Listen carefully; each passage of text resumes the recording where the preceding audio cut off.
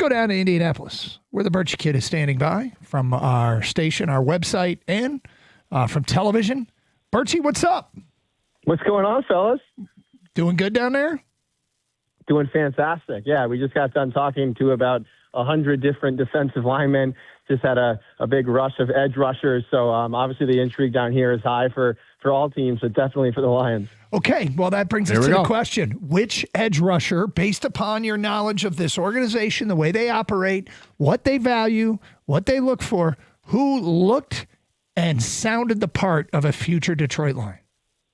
I'll tell you who looked the part of a future Detroit Lion was Keldrick Falk from Auburn. Like, this guy is just a towering, imposing figure, and those are the sort of profiles that they've definitely valued on the edge of the defensive line, for better or worse. And I could certainly see them enjoying the vision of Keldrick Falk rushing opposite Hutchinson. His sack numbers won't wow you in college, and he'll have questions to answer about that. But physically, he looks like he would be a natural fit in this defensive scheme the Lions have run for the past couple of years, which, by the way, doesn't seem like it's going to be tweaked all that much based on Kelvin Shepard's comments yesterday. And then who sounds like a Lion is a great question. I enjoyed this quote from Kieran Crawford, also an Auburn defensive end, when he was asked, what's your best trait on the field? He said in a very deep voice, "I'm going to make you scared of me." And I was like, damn, you just made me scared of you. I took like 2 steps back and was like, all right, bro, you made your point.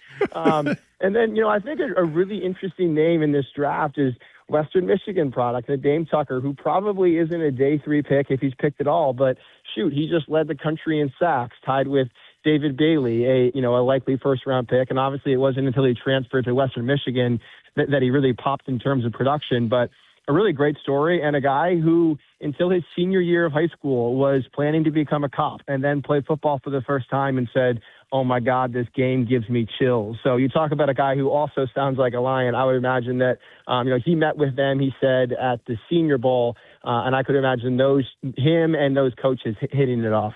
Was there anybody that gave you the impression where you said, "Oh man, they got to do whatever it takes to move up and get this guy"? Like, did David Bailey or Reuben Bain, did they really impress that much? Where you like this? They can't miss prospects.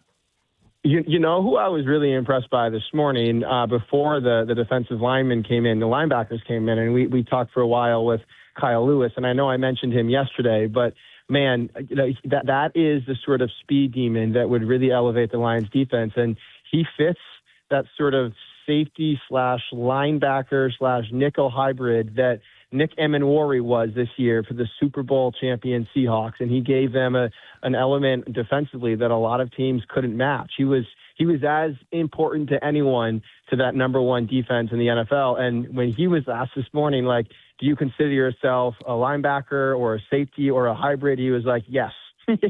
yes, all, as if to say all of it. And I do think that the Lions like what he could bring to the table. He has met with them down here. He said he had a very informal meeting with them a couple of days ago, but he said it went really well. They talked more about, kind of his background as a human. He got the sense that they value very, traditional, true, pure football players. And boy, he looks like one.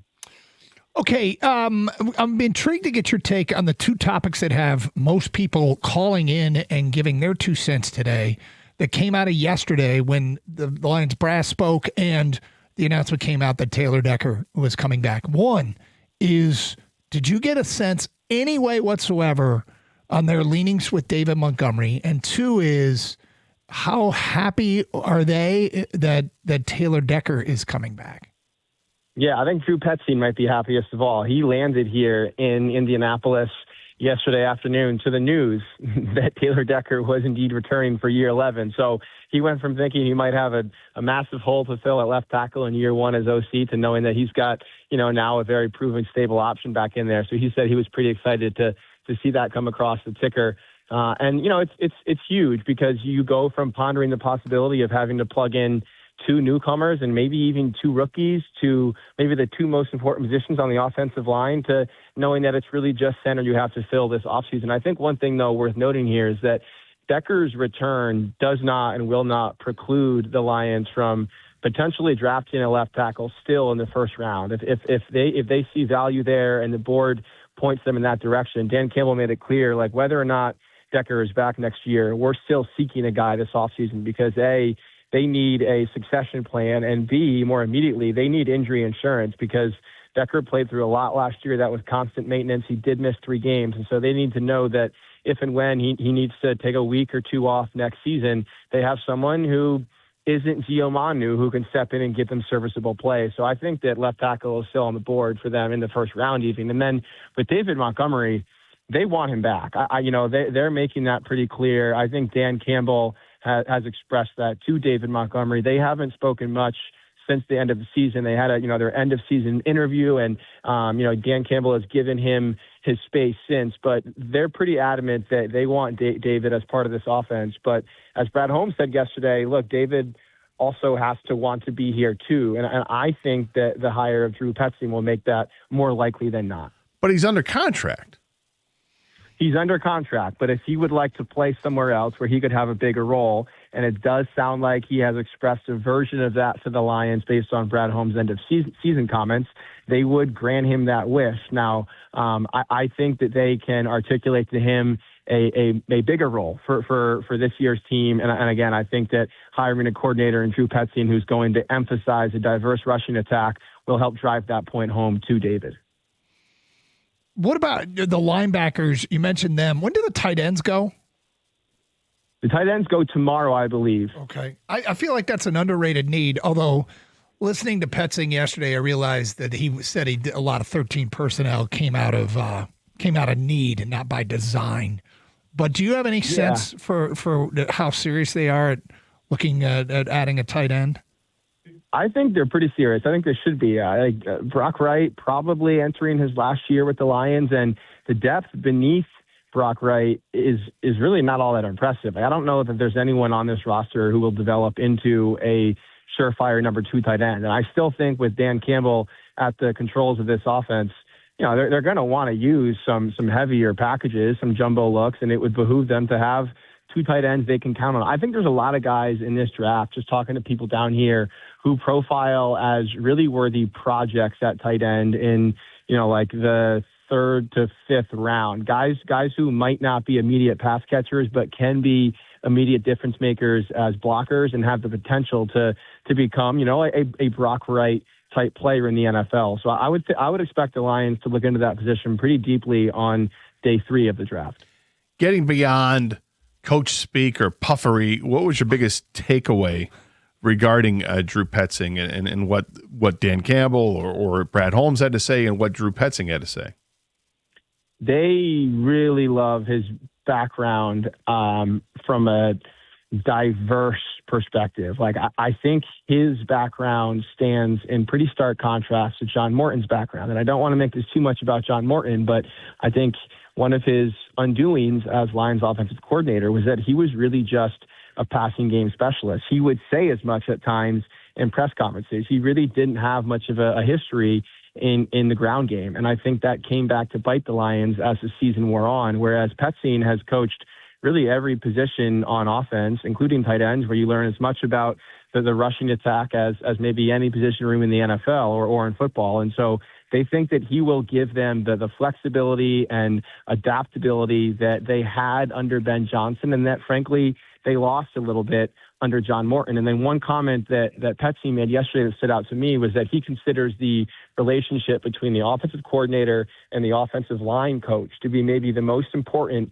when scheming and calling an offense. And, of course, he and Hank Fraley go back to their days with the Vikings when they were part of Norv Turner's offensive staffs in the mid-2000s or mid-2010s. And so those two already have a very stable sort of leaping off point in designing this rushing attack. Okay, you get all those NFL people together, the GMs, the coaches, I guess everybody but Jacksonville. You get all the NFL media down there, and stuff starts to percolate. There gets to be some buzz. Is there anything as it pertains to trades or free agents as it relates to the Lions? I thought it was interesting yesterday that Dan Campbell, he said they wouldn't be afraid to make a splash signing. It's got to make sense, but they weren't afraid to make it. But has anything started to percolate about this team? No, I haven't heard any juicy scuttlebutt about the Lions. I think, the biggest item was tempered a little bit yesterday when the Raiders GM said he expects Maxx Crosby to be on the Raiders next year. Now, of course, he would say that. Why would he allow the fact that he's looking to trade him? But that's a name that people are wondering about. And I'll just say this on the Maxx Crosby front. While I think most of these defensive end trade proposals in years past have been outlandish and unfeasible, I do think there's a reality in which the Lions could make something work for Maxx Crosby financially, only because his cap hit over the next 3 to 4 years could become a steal for a player of his ability in a league with a rising cap. And obviously the trade cost of a first-round pick plus would be detrimental to the Lions. But, that's a possibility that I find myself giving some credence to more than in years past. Like, I'll put it this way. If you look at the way Crosby and Hutchinson's cap hits would affect the Lions, and I think 2029, it would only account for like 14% of the salary cap based on salary cap projections. So I think financially it might actually be feasible. It's just a question of whether or not they would want to sacrifice the draft capital to get it done. Whoa. Interesting. Listen, when you were in Florida, it was all about the pub subs. Yeah. What's the gluttony in Indianapolis? Are you able to hit St. Elmo's every night for the shrimp cocktail or what? Yeah, I don't know if Odyssey Corporate is gonna green light, a bunch of St. Elmo's dinners out for the kid. I think that was part of the appeal in the pub subs, to be quite honest. But I might swing through there myself tonight and see if I can try my hand at a few of those shrimp cocktails. See if you can find a fine local Pilsner that you can report back and tell us all about. Yeah, now we're talking. From Michigan to Michigan State fans who'll be headed down to Indianapolis for the Final Four. Yeah, I love it. Need a scouting report. Burchie, we'll check in tomorrow, all right? All right, guys. Talk to you. See ya. There he is, our guy from down there at the Combine. Crosby. He can't do that. He's not allowed to do that. He did it. He's not allowed to. He said it could happen. I don't. How? He said the numbers. Okay, numbers get screwed up the second you have to send a player over to the Raiders. Maybe. That's the problem with it. By player, do you mean draft picks? If it's just draft picks, then I'm all about it. You can make the room. Yep. And yes, give up the first round pick for him because what you get in Maxx Crosby is better immediate impact than any first round pick you're going to get. I heard that and I just thought, and away we go. Oh, Burchie, don't. Killing me. Oh, I'm sure he's talked to people. The biggest wet blanket on the whole thing, Spytech says we think he's going to be a Raider next year. We don't, and I believe him. Karsch and Anderson, 97.1.